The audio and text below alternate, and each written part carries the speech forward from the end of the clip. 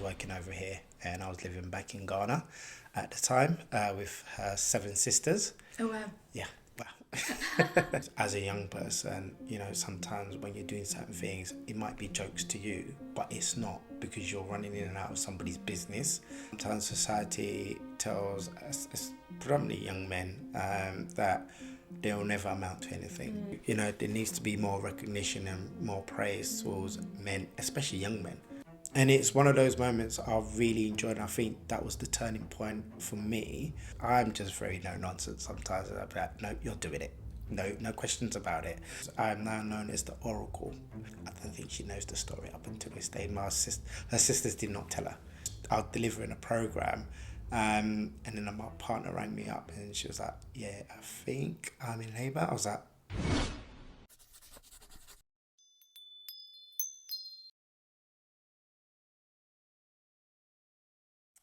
Mo, welcome to Getting There with Amy Claire.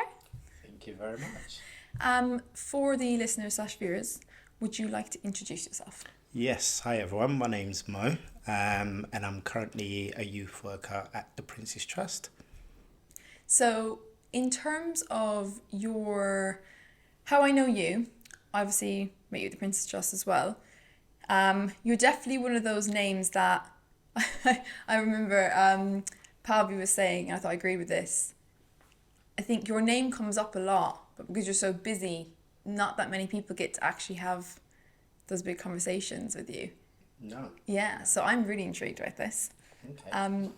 So, your first event that you've said, May 1993, moving to the UK at the age of 8. Yes. Okay, tell me about that.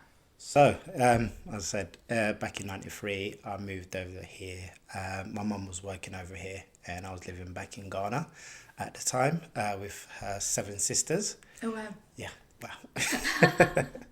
They're wonderful. They looked after me whilst my mum was working over here, trying to save up to kind of bring me over. And then eventually when I did move over, it was so surreal. I still kind of remember it to this day when, getting on the plane, getting into Gatwick, and then catching the train to London Victoria. I've never been on a train at that time ever in my life, and I can still remember getting off, and it was such a rush, so many different people just going all over the place. I felt lost in a big wild world. And then I remember making our way to my mum's house, and she lived in a flat at the time. Unbeknownst to me, it was on the top floor. So I'm going in the lift for the first time ever, come out, go into the flat, and I felt like I was in heaven, because all I could just see was the skyline. And it was just a surreal moment, but I always remember it up to this day. So if we go back to Ghana, Yeah. so tell me about, because you said when you first obviously came to London, it was very, very different. So can you tell me a bit more about life in Ghana? What's that like? I presume from what I'm hearing, it was a bit more in the rural side of things, or maybe not. So yeah, I just want to know a bit more about that kind of setting for you. And The settings in Ghana, I live pretty much in sort of central Ghana, Accra at the time, and it was it was my great grand's house, which she left to all my mum and her sisters. It was tough at times living with 7 women. I'm not going to lie, all fairly young. Obviously, my mum had me when she was about 23, so but they looked after me. However, I think for me, it was one of those periods in my life I don't remember too much. But from what I could remember, I was very kind of a distant child. I kept myself to myself. I still remember going to the beach by myself, making my way to school. And also because my mum worked here and she was providing money back home, I went to a private school. And even getting a taxi to school. So I never really made friends with anyone, which is ironic considering I talk to everybody. But yeah, so that was a period of my life. I've got flashes of good times. I've got flashes of even the time that I got lost. I felt quite brave and decided I didn't want to take a taxi home.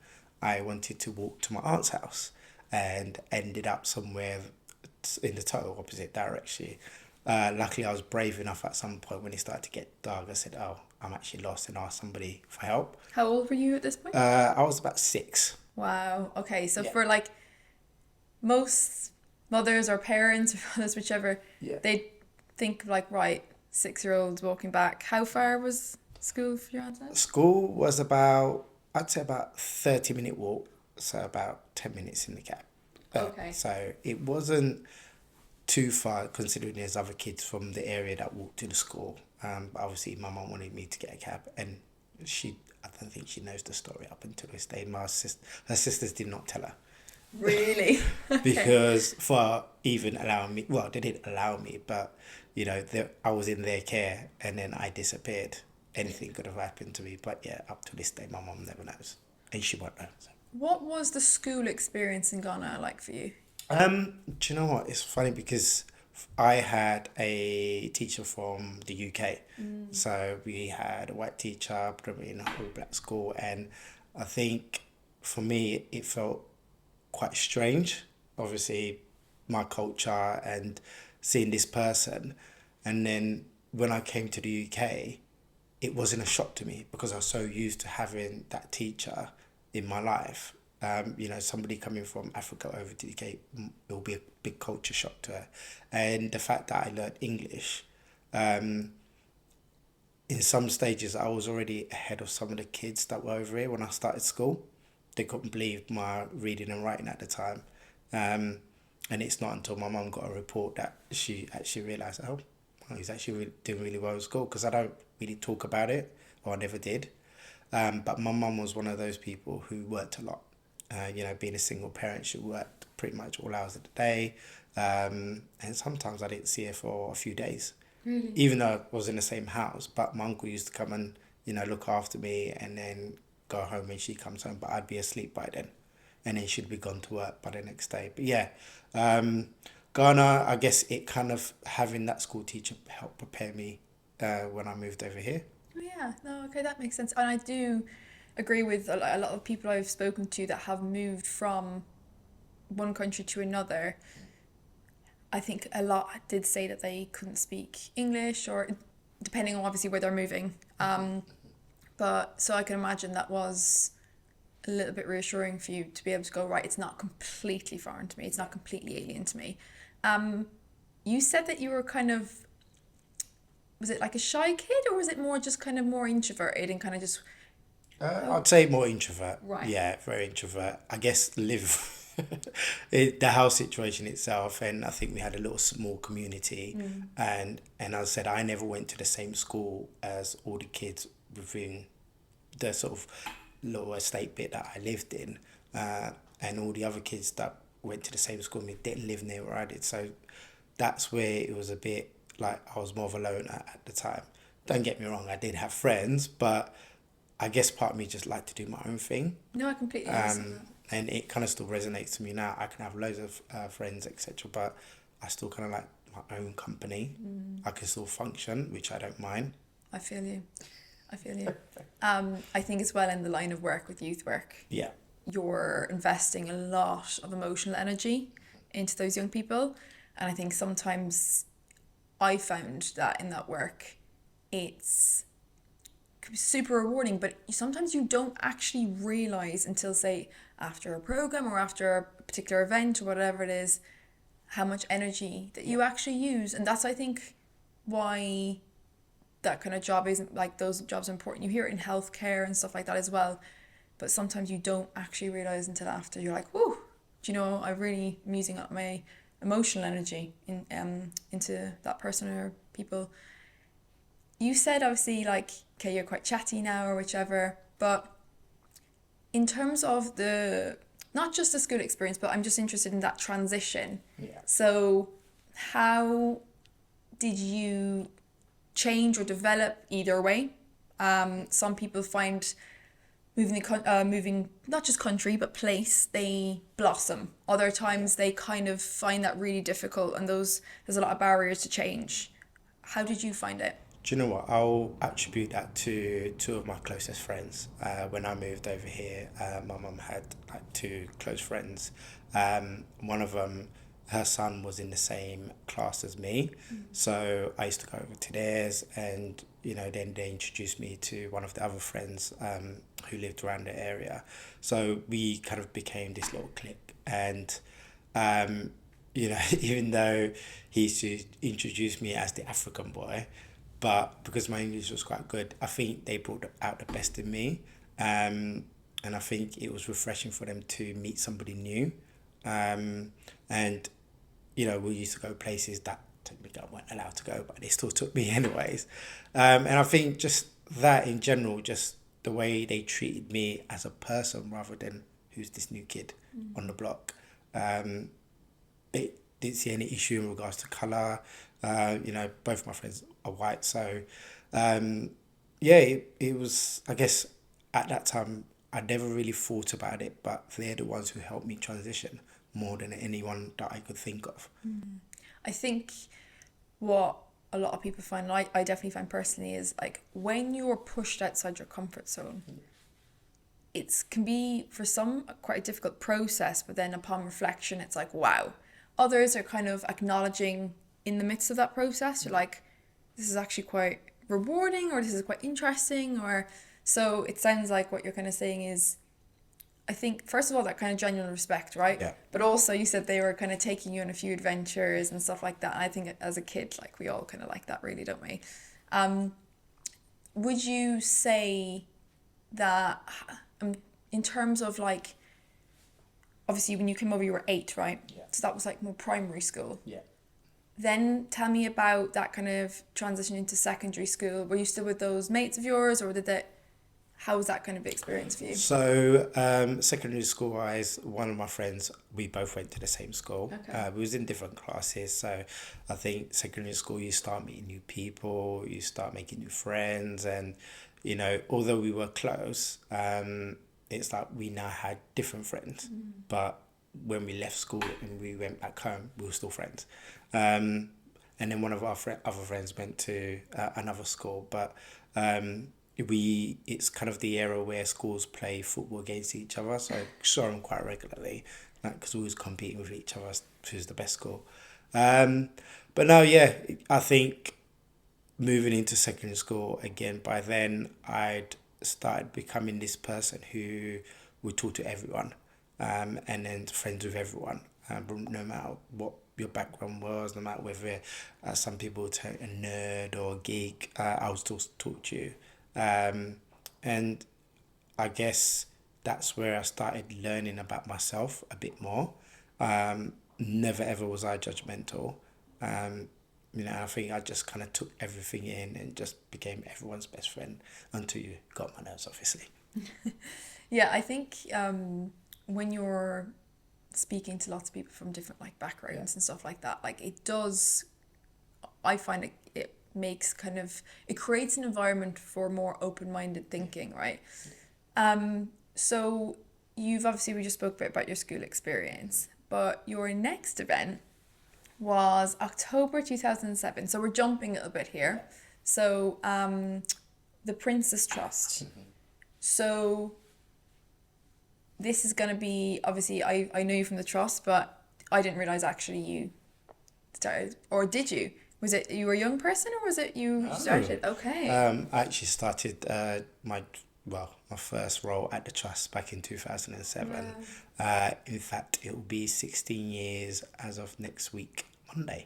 Wow, fair play to you. I know, yeah. So tell me, how did you kind of go about looking for that work? Why did that work stand out to you? But also, I know you kind of briefly mentioned it, but what I'm really interested in is like, were you really kind of like, yeah, that's for me? Or are you like, well, I'm going to give that a shot. That looks interesting. Obviously, it's focused on young people. So yeah, just tell me about your kind of, that process of finding that and how you came about it. Ironically, I actually went for a different job role. So I was signed up to a few different agencies, and the one that I was signed up to, there was advertising a job, and I went for that one. And then I got a call in in fact, I still remember the lady's name. She said to me, I've looked at your CV, you've done a bit of youth work, because I used to, go to my local youth club, I used to volunteer. She said, I'm going to put you forward for this role with the Princess Trust, and I want you to go for it because I think it suits you much better. It was still the same role as what I applied for, which was customer service, having just come from a customer service background. So I was like, you know what, go for it. Yeah, I had a look, read into it. I thought, oh, this looks interesting. But it was never really something that I thought, yeah, I could see myself having a career here. Um, but to this day, I still remember going for an interview in my little green car, in my little green Tigra at the time, parking up, then not finding the parking machine to buy tickets. So I thought, okay, I'm going to have to chance it now. I got an interview for an hour. I'm definitely getting a ticket here. So in all this time, I'm just sitting in the interview sweating that I'm getting a ticket. But thinking back to it, the interview became more of a conversation because some of the questions they asking me, they realised I had quite a lot of knowledge, and a bit of background about youth work. And then I still remember the ultimate question, which was, if you were to organise a party, who would you invite? If you had one person to invite, celebrate, who would it be and why? And I said Will Smith. And they both just kind of looked at each other and nod. And I think from that moment, I thought, yeah, I've got the job. They said to me, why? I said, you know what, growing up, I watched Fresh Prince as a child. It was my favourite program. He makes me laugh. He's a joker and, one of the best known celebs at the time. But yeah, so I joined the trust. Not straight away, but I was driving to my partner's house at the time and I got a phone call. I ignored it because I was obviously driving, and then they rang me again, but this time, luckily, I'd stopped, so I thought, let me answer this. And they said, oh, hi Mo, you've just been for your interview and we just want to offer you the job. At That first was I thought, I quick. was like, yeah, that was quick. I've not long left. I thought they normally take days to make these decisions, but I was like, yeah, okay, sure, yeah, I'll accept it. Still a bit confused at the time. I'm thinking, oh, sure, they had loads of other people to interview. Clearly, I must have done really well. But yeah, and then I got to my girlfriend's house. I told her. She goes, "Oh, fantastic!" I think she was more happy than me. The reason being is we was going on holiday, and then she was like, "Oh no, you can pay for me to go on Oh, holiday." you see, yeah, right, okay, yeah. See how it works. Um, so that was sort of September 2020, sorry, 2007, and they said to me, oh, can you start as soon as possible? I said, actually, I'm going to Tunisia, so gonna have to wait for me to come back. So yeah, this time, sort of 16 years ago, I was in Tunisia, living my life. Then I started the trust. You said before that, so you actually did have some youth work experience. Yeah, Okay, so was it voluntary? yeah, volunteer at my local youth club, yeah. Okay, how did you get involved with that and what was your experience? So I got involved because that's the youth club I went to as a kid. Oh, I see. Right. And I'll never ever forget it because I got a scar on my head. Okay. Just about to see it. Um, because I ran into a pillar.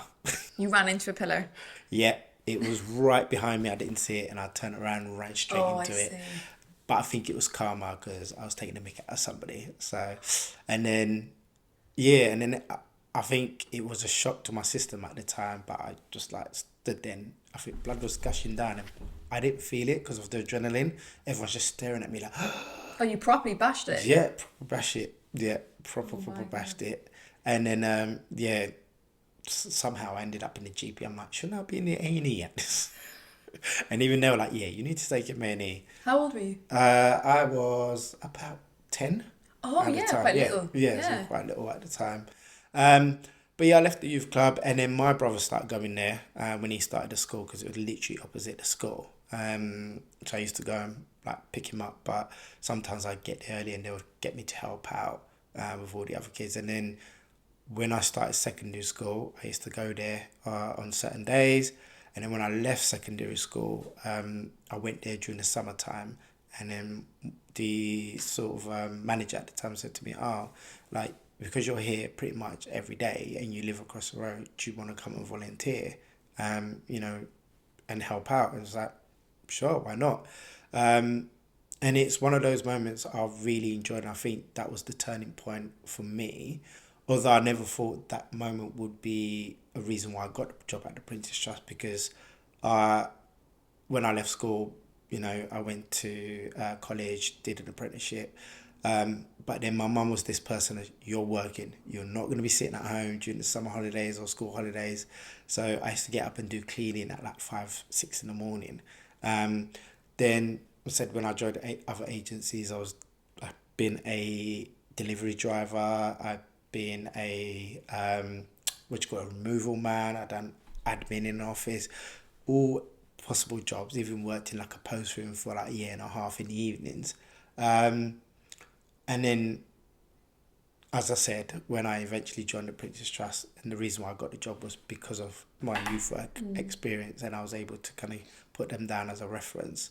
And Zainab, her name was at the time, she was fantastic. She was happy to be a reference, and she was actually really proud. She said one of the things she said to me was, "Oh, I'm really proud of you. You was one of those kids that have come over here, you've just got on with it, you've just supported other people, and now this is where it's led you." And I'll never forget that. And that's why whenever I'm working at the Princess Trust, I always think back to how I was supported as a young kid, and then how I got the job and why I got the job and why I love doing the job. Where do you think this kind of, like drive to just get out there, Yeah. give it a go? Where does that come from? One person, my mum. Yeah. And she is a shining example. She, raising two kids on her own, didn't have a lot of money, did the best that she could do with us, but she was forever just getting on with it, just doing it. At one point she had 3 jobs. Go to work in the morning, finish in the afternoon, go to that work, then do another evening job until the evening, until late at night, and coming home. She never moaned. She's just got on with it, and I think that's where I get that from. Sometimes I do certain things and I think, oh, I'm just becoming my mum right now, but in a positive way. Yeah. She used to sleep on the sofa. That was her bed.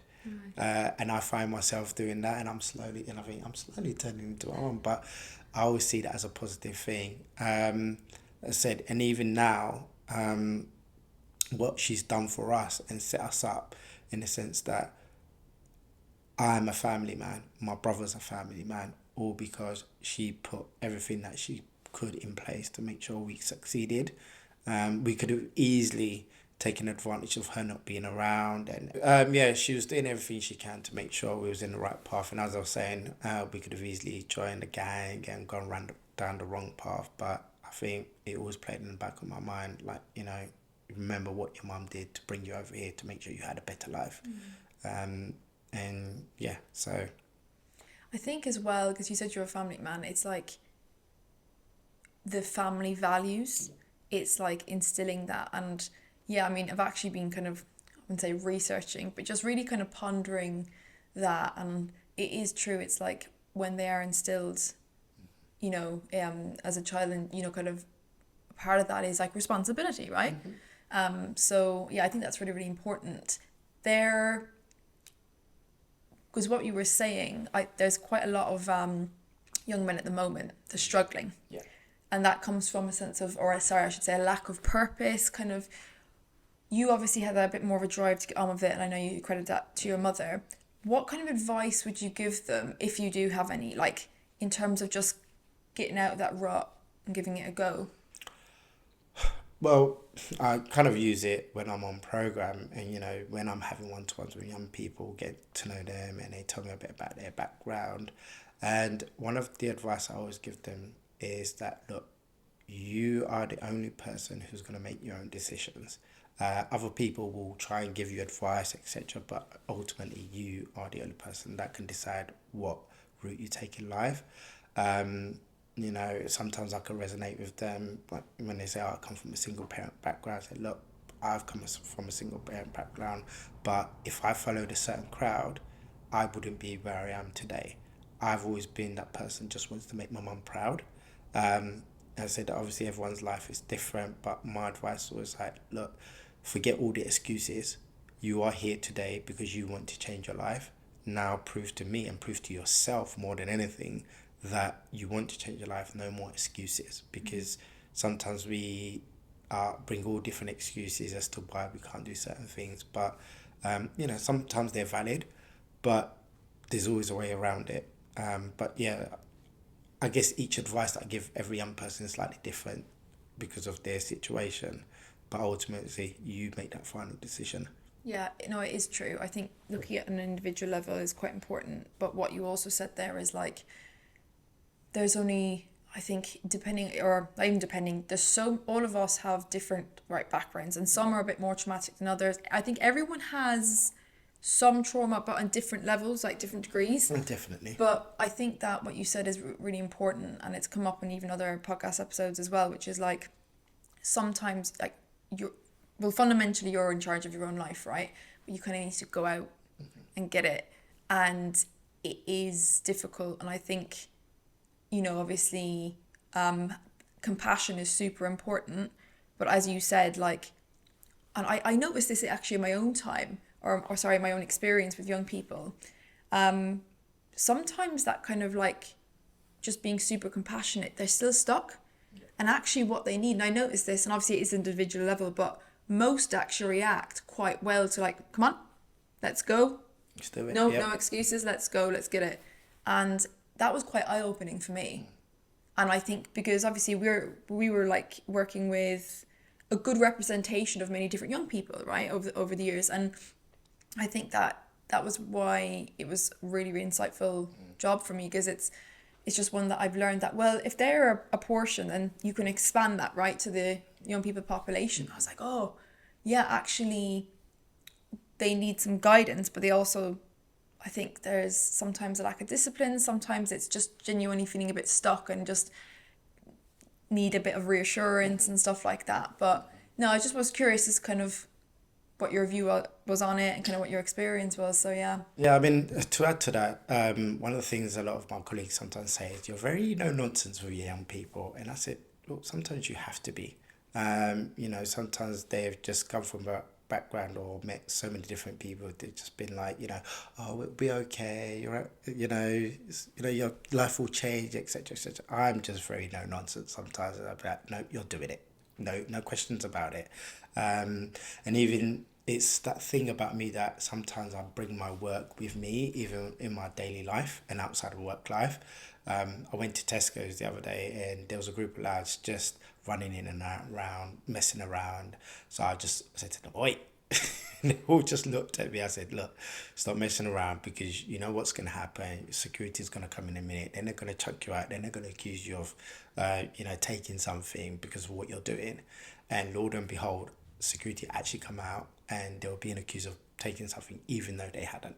I said, you need to realize as a young person, sometimes when you're doing certain things, it might be jokes to you, but it's not, because you're running in and out of somebody's business, and you need to take into consideration what you're doing, because it affects you down the line.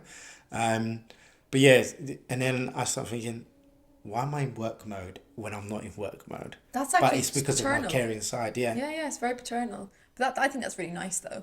I also, it's funny you say like the no nonsense approach. I was known for that, my team as well. I think women, we've a very, not obviously just women, but we're kind of a tendency to be very, very compassionate and maybe go to the soft approach. And that can work for some. Yeah. But I noticed, as I mentioned, that some are kind of just not really responding to that, like, you can do it kind of thing. And I was like, right. And I remember doing a few programs, and you have those guests that just come in to observe. And it's funny because even some of my team members were like, you can tell she's got a bit of a teaching background. I said, oh, why is that? And they're like, well, you're into the discipline and you're into the no nonsense. And I was like, yeah. And I said, when my upbringing was a bit like that as well.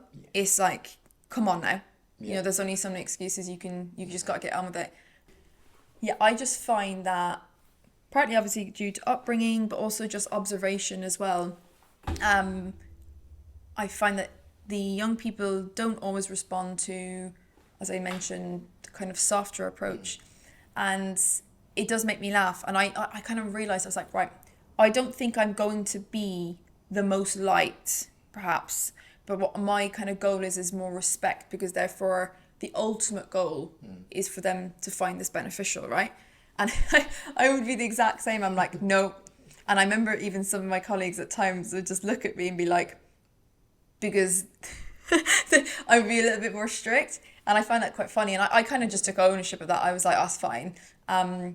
In the sense of, if someone didn't do something or they're kind of like just lazing about or something, I go, why? Why? Like, I just question it. And then people, and I'm like, no, because, and suddenly you actually see them react and you're like, wait, what? I have to be responsible here. I didn't, and I think setting that kind of scene, and you can tell a lot about, not obviously everything, but you can tell actually quite a lot about someone's life just by seeing how they react to different approaches. And I find that really interesting. It's another reason I enjoy youth work. Yeah. But the Princess Trust, so you've been in it, you said 16 years. 16 years. Yeah. So what is the kind of highlight of you being in youth work? What is, have you got any standout stories, or is there any kind of, maybe it's encompassed into a feeling that, or a sense of reward, or? You know what? Because I've been there for quite a long time now, I do always get asked what keeps you there, what makes you want to stay at the trust. Don't get me wrong, I have times where I'm like, all right, I think I've been here long enough now, let me move on. But then as each year comes, I think certain things happen, and I kind of start remembering why I enjoy it. One of my main sort of highlights was when I was, early days of my British Trust. I joined the team program as a, what's the word? Team leader assistant. So I was going to support the team leaders, to work with the young people. And it was at a time where I was using up a lot of my annual leave to actually do it, because I was doing a level 2 youth work at the time. And whilst all my friends were preparing to go Ibiza, Vegas, I was using my annual leave to volunteer. But it was a real eye opener, because spending time with these young people that were deemed not good enough to, access certain courses that they wanted to do because they didn't get the qualification. Spending actually 3 months with them rather than just 2 weeks, and they were consistently coming in every single day. They were determined to succeed, to do better, doing the community projects, being involved with that, raising money for the community projects, and just in general, working with them every single day. I think those were the kind of highlights, and that's what spurred me on to do more at the Princess Trust. So I started working with other teams to try and get to know what they were doing, because there's this notion at the trust sometimes where people working in one team and that's all they know. They don't know what is happening in another team. When you look into it, actually, it's all connected.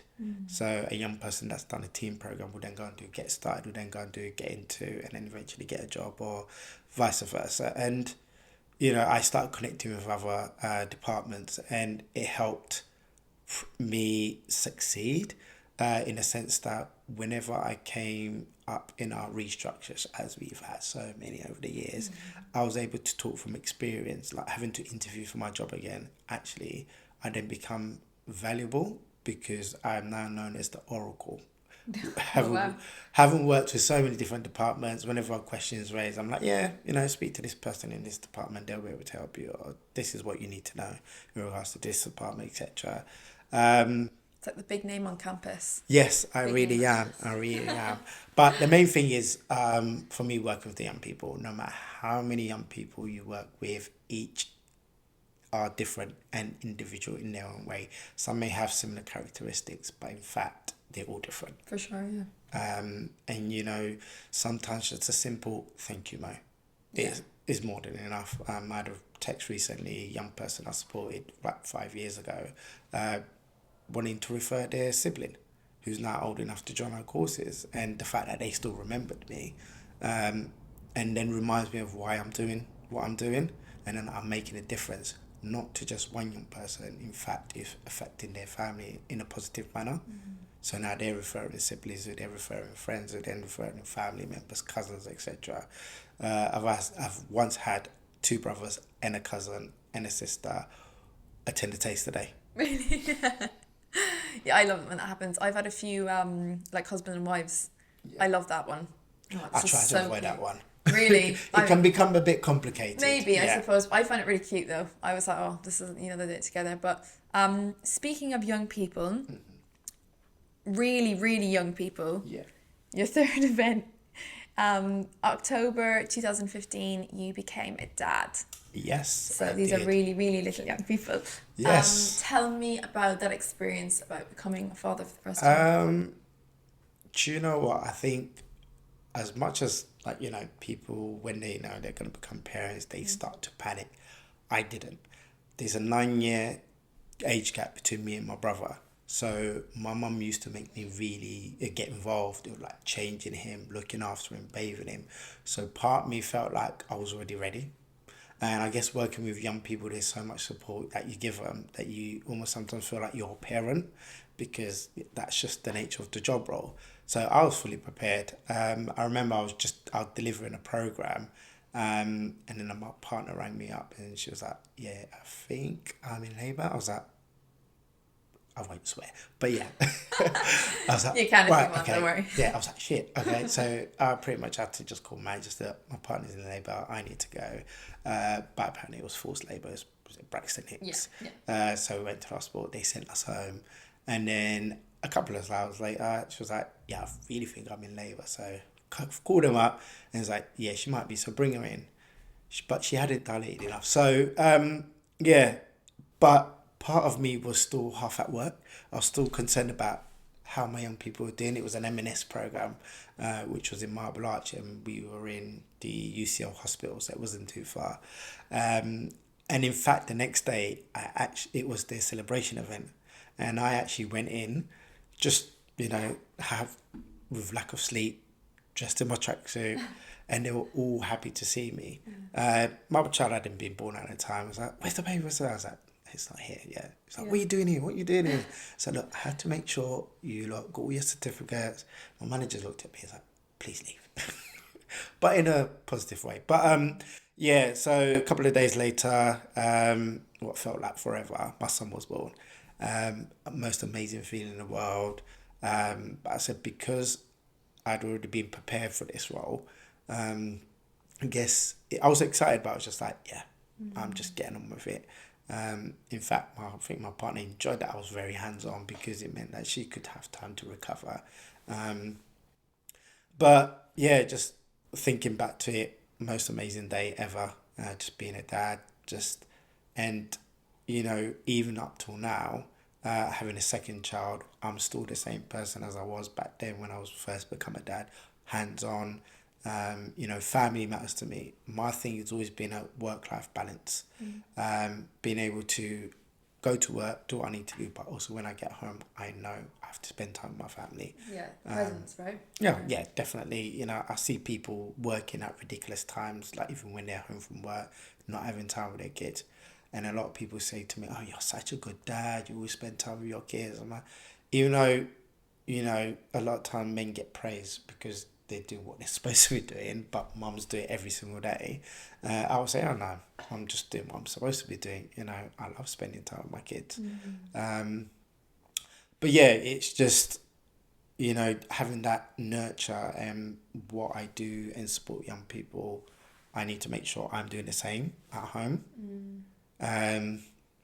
So yeah, it's a feeling that, unless if you're a parent, it's hard to understand. And one of the things my mum always used to say to me is, you understand when you become a parent.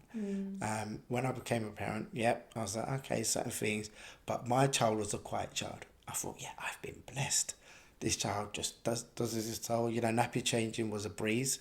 One of my best friend, his son is 3 months older, and he used to have nightmares changing him. Didn't like being changed, but and I thought, yeah, this parenting thing is really easy. Then my daughter was born May 2016. Daughter's different dynamic as well. Oh, she definitely is. She definitely has me on my toes. Compared to her brother, her poor little son just gets bullied by her. Very demanding, she can't talk, but when she knows what she wants, there's the pointing and the So these noises, and yeah, she means business. Do you find that, because I get this a lot when I speak to dads, like the father-daughter dynamic, Yeah. do you find it harder to say no than you would to your son? So, this is the thing. I can say no. Fair Whether enough. she listens or not is a different story. But I don't give in. I sometimes get this certain look that she gives me. She knows I mean business, and she'll give me this look, but then proceed to try and do it, and I'll be very insistent. Then she'll just walk away from me. Like, I hate you, but I love you secretly, because 5 minutes later she'll come and cuddle me. Yeah. But when she wants something, of course. But yeah, no, the father-daughter dynamic, as much as I always say, I'll never be wrapped around her little finger, I find myself, I hear that a lot from dads. Yeah.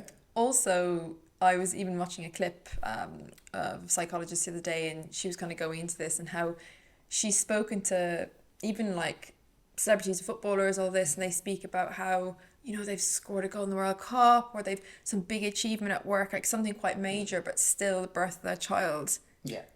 stands out like a sore thumb.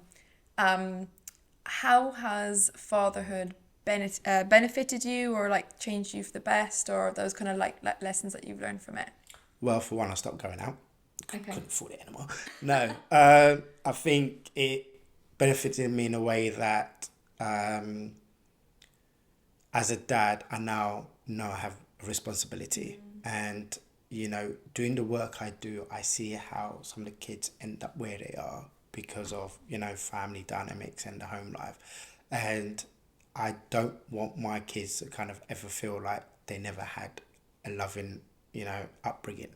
So I want to instill in them every time that I get opportunity wise, spend time with them. Whether it be sitting in the park for 2 hours in the freezing cold whilst they're going on the same ride over and over again, I will do that. It doesn't bother me, because for me, the main thing is their happiness. It's easy to put them in front of a tablet. It's not saying there's anything wrong with it, because sometimes I do it. But for me, it's the little adventures that you have. Just going on a day out on the train to Greenwich Park, going on a day out, just a walk down the River Thames, and you see the excitement in their face. They're creating core memories. They really Oh, are. definitely. And I think that sometimes those little moments that don't seem that significant, but in the future they will be the significant moments. I'm so glad I did that. And no, it's very, very true. But even what you said about the presence thing, like they're spending time, right? But then there's actually like quality time. So the phone's away, emails, no, we're not going to check that and stuff like that. And I think like when you spoke about that earlier, is like, it's so important. And the child really, really values that. And I think you see it even more is when they grow up. Yeah. There's that thing of they'll remember the time that you spent with them, but they'll never remember the presents that you got them. And that's what some people are saying. And I generally believe that because you ask my kid what toys he's got, he couldn't remember half of them, but he will remember when we went to the park, or that time we went to, Victoria Park, and he went down a big slide and landed on his face. He'll remember those little things. Yeah. It doesn't have to be expensive either, does it? No, it's free just going to the park. Yeah, A lot of the exactly. stuff I do is just simple little things. But the one thing they have in common is throwing a tantrum and sitting on the floor. That's the one thing him and his sister have. And it's just like, okay, I can't even blame them. I'm supposed they might get. You kind of sound like a fairly responsible young man, going into like full adult. I've actually seen a lot of examples where the young men, or men in general, whichever, that are really, really afraid of like commitment or becoming a father, and then they have a child and they're like a different human being. Yeah. And they actually say that, oh, I can't, I don't want a child I'm not ready. They have a child sometimes unexpectedly, and it's like a different human being. They just grow. Yeah. And I think like seeing that, I find that really wholesome. Yeah, definitely, Yeah. definitely. I've had many young people on my courses who've then gone on to have kids, and seeing how they're now doing so much better. I mean, yeah, they left the program and got into some sort of outcome, but I think once they start their own family, you see the difference. I've even had one young man move from where he grew up to an area he'd never known about, well, never knew much about, just so that he can have a better quality of life for his daughter. Yeah. And there's the type of things that make me proud. And yeah, sorry. Yeah, they make me proud. And I think that's what I believe in that family matters. Yeah. And as you said, the changes that happens within people when they become parents is always a positive thing.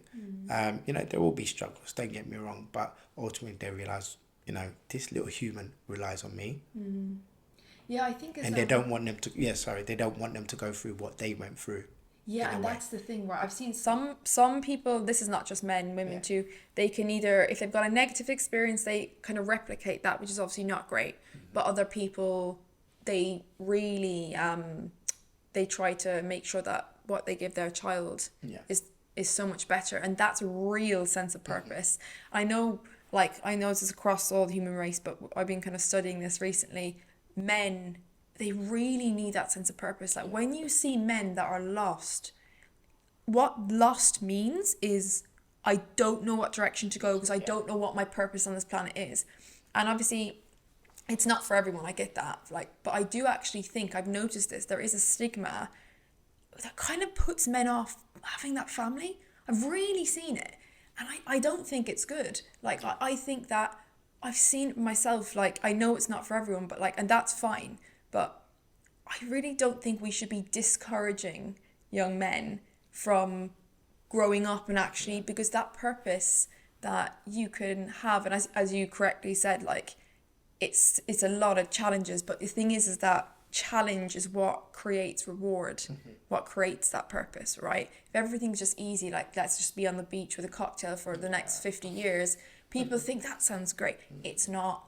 And I think that, so I find your kind of approach, what you've done, even I can see when you said that you're at Tesco and the young boys, that kind of paternal side coming out, I find that should be praised more. And I know you said obviously women do it every day, and absolutely, I see that too, but I do think that men such as yourself that really have those good family values and are kind of really showing that, not just through their own kids, but is really admirable. I really mean that. I think it should be praised more, because I think that it's a serious force of good. Yeah. I think for me it's that sometimes society tells us, predominantly young men, that they'll never amount to anything. They'll only be good for certain things, whether it be in a grime scene, in a music scene, or whatever, and that's what they're going to be good for. And they start to believe that, and they think this is all I'm good for. And constantly putting them down, not giving them opportunities, not opening doors for them, into the working world. So it kind of creates this element in their mind. Well, if that's what society thinks of me, I might as well just be that person. I saw a crazy stat. I need to find out exactly what it was, and I'm so glad I'm learning this, because it's something like the majority of men have not received, I know this sounds ridiculous, but it's true, a compliment in 10 years. Yeah. And I'm and I realised, I see us ladies were quite good at going, girl, you look at this. And I actually realised from learning that, I was right, I'm going to make special effort now to compliment the men in my life, because not just for the sake of it, obviously, but sometimes I think I saw one that even ladies, if you're going on first dates and the guy has a good outfit, tell him, because definitely we do like praises. That. We do love but praises. You need it. Yeah. This is the thing, is and I feel the education as a woman to learn about that real purpose, that need for purpose within men. I know we all need it, but men, I've noticed they really struggle, and now more than ever. And I see how having a child seems to be a really, well, it's one strategy, but it's quite an effective one. And also just kind of being aware, I think what I've noticed is there's a thing where the worst thing you can say to a man in a relationship is that you're useless. It is the worst thing. And I was like, that makes sense because you're telling me that I'm no good. And I was like, this is why I'm like, ladies, we need to compliment men more. Not for anything. The same as women. I'm like, I will always try to compliment someone. It can be a stranger. Yeah. Because people are very easily can offend. They have no problem insulting someone, right? Oh, but definitely people not. like if someone is doing good or someone looks good or Just a whatever, simple praise. yeah, just say you look Yeah. really good. Like loving the style.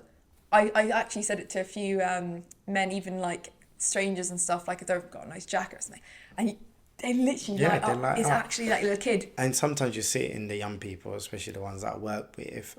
They've gone through a system. They've never been praised. They've just always been called troublemakers or whatever. Yeah. And, you know, just a simple, oh, you've done really well today. And that can make a big difference Yeah. because they feel positive and they feel positive enough to want to come back the next day. Yeah. But if I was to say to them, oh, you did really rubbish today, what's the likelihood of them coming back the next day? Probably not.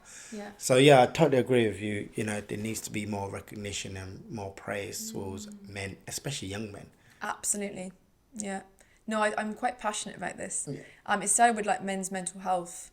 I mean, and mental health in general, but then exploring the kind of male psyche and like, I think it's such a benefit because be it just like family, friends, relationships, stuff like that, to understand it's like there's a fine line, and I absolutely know the fine line. It doesn't matter how cranky or upset. I know ladies are on a hormonal cycle, sometimes it doesn't favour us, but it's never ever tell a man they're useless. Yeah. Never.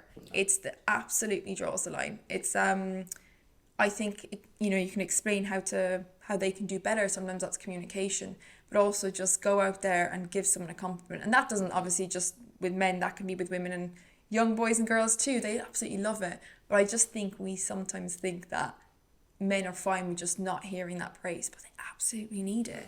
So yeah.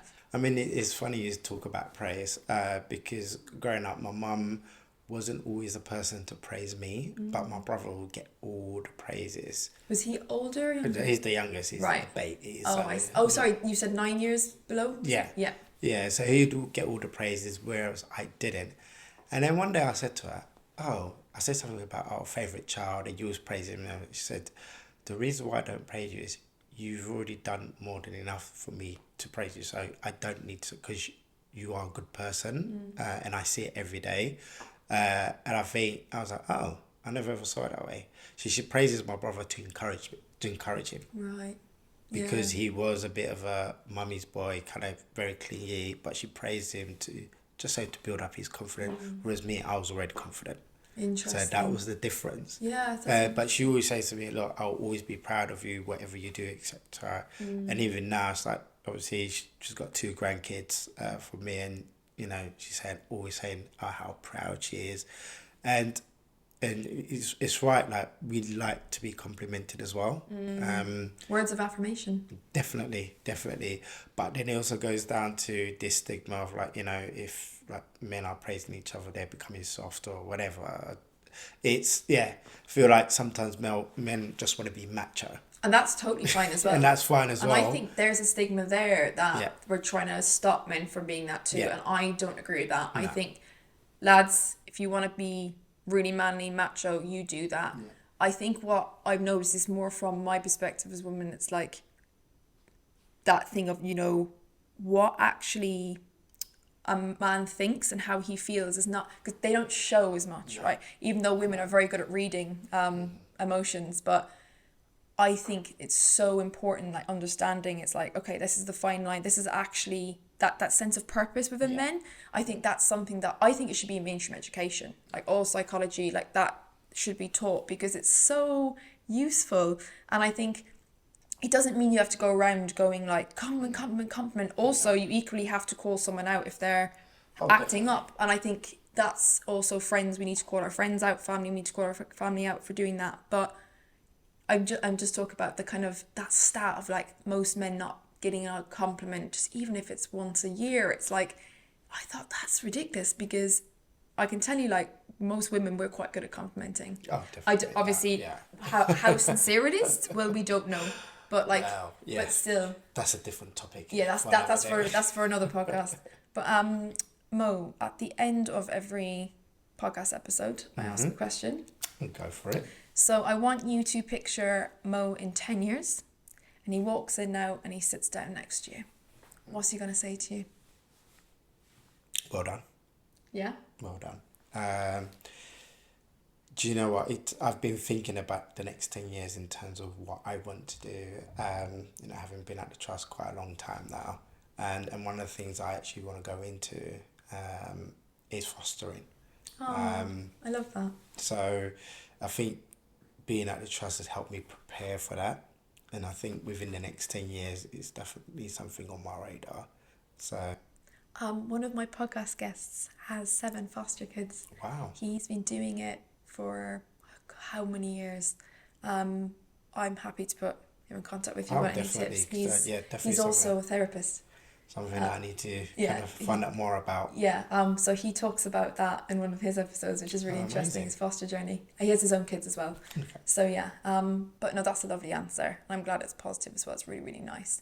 Mo, thank you so much for coming on. Well, thank you for having me. It's I've been a really, really pleasure. enjoyed this conversation. And yeah, thank you for just sharing your journey, the messages you have. I think it's really, really important. And best of Amazing. luck with everything. Thank you very much.